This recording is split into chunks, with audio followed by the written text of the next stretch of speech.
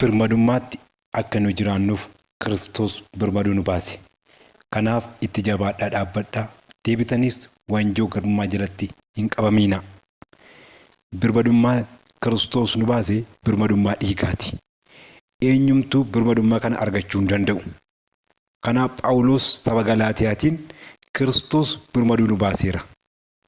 Kanaaf isa baatan kanatti birmadummaa baatan kanatti bilisummaa keessan birmadummaa keessan eeggachaa Kiristoositti jabaadhaa dhaabbadhaa malee deebitanii rakkinatti waanjoo garbummaa sanatti yookiis gara biyya lafaa sanatti deebitanii hin qaamiinaa jedheetu saba Galaatiyaa yeroo hubachiisu argina. Har'as Kiristoos nama hundumaa dhiiga isaatiin fannootti bahee dhiiga isaa dhangalaasee birmaduu nu baaseera. Kanaaf hundi keenyu birmadummaa keenya eeggannee Kiristoos wajjin akka deemnu Waaqayyo nu gargaaru.